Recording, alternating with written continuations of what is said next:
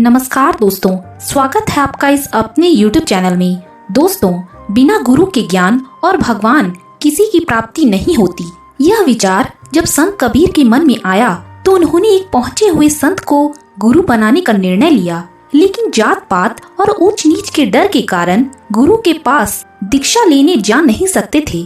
ऐसे में उन्होंने जो तरकीब अपनाया वह हैरान करने वाला है। तो आइए दोस्तों जानते हैं कौन सी थी वो तकनीक। लेकिन उससे पहले दोस्तों, अगर आपने इस चैनल को अभी तक सब्सक्राइब नहीं किया है तो चैनल को सब्सक्राइब जरूर कर लें, और अगर वीडियो अच्छी लगे तो लाइक करना बिल्कुल भी न भूलें। कबीरदास जी ने सोचा कि गुरु बनाए बिना काम बनेगा नहीं, तो किसे गुरु बनाया जाए। उस समय काशी में रामानंद नाम के संत उच्च कोटि के महापुरुष माने जाते थे। कबीरदास जी ने उनके आश्रम के मुख्य द्वार पर आकर विनती की कि मुझे गुरुजी के दर्शन कराओ, लेकिन उस समय जात पात समाज में गहरी जड़ें जमाए हुए था।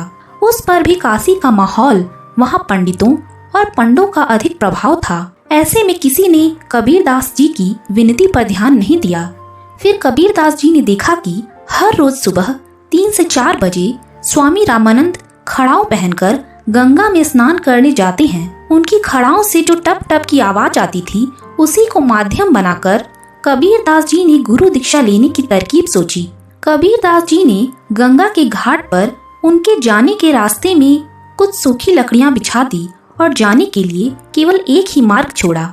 सवेरे सवेरे जब उन्होंने उस रास्ते की ओर बढ़ा और गंगा स्नान के लिए निकले, तब कबीरदास जी ने उनके मार्ग में गंगा की सीढ़ियों पर जाकर लेट गए। जैसे ही रामानंद जी ने गंगा की सीढ़ियां उतरना शुरू किया, उनका पैर कबीरदास जी से टकरा गया और उनके मुख से राम राम के बोल निकले। कबीरदास जी का तो काम बन गया। गुरु जी के दर्शन भी हो गए, उनकी पादुकाओं का स्पर्श भी मिल गया और गुरु मुख से राम नाम का मंत्र भी मिल गया। अब गुरु से दीक्षा लेने में बाकी ही क्या रहा। कबीरदास जी नाचते गाते घर वापस आए, राम के नाम की और गुरुदेव के नाम की माला जपने लगे।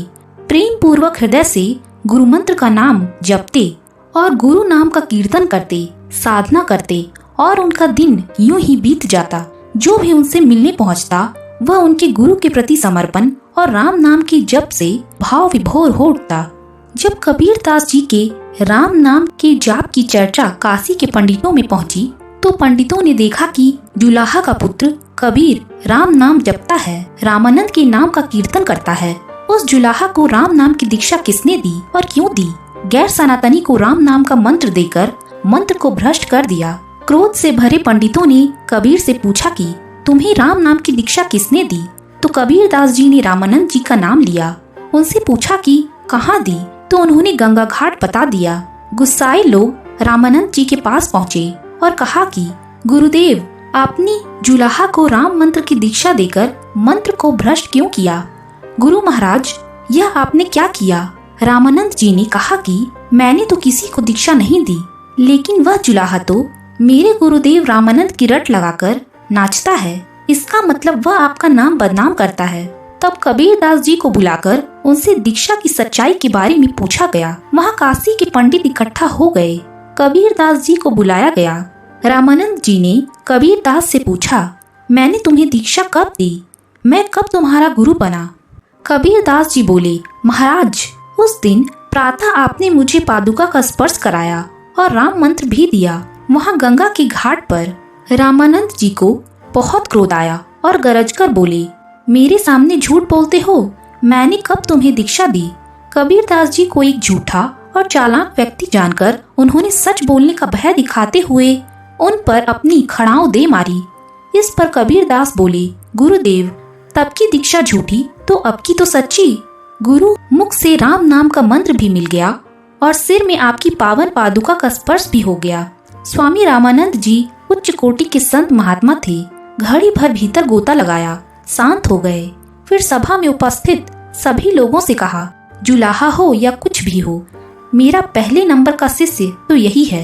इसने गुरु से दीक्षा पाने के लिए जो प्रयत्न किया है वह इसकी साफ नियत दिखाता है। इसके मन में कोई पाप नहीं। बस इस तरह रामानंद जी ने कबीरदास जी को अपना शिष्य मान लिया। तो दोस्तों, कबीरदास जी और उनके गुरु के विषय की ये जानकारी आपको कैसी लगी, कमेंट बॉक्स में जरूर बताएं। धन्यवाद।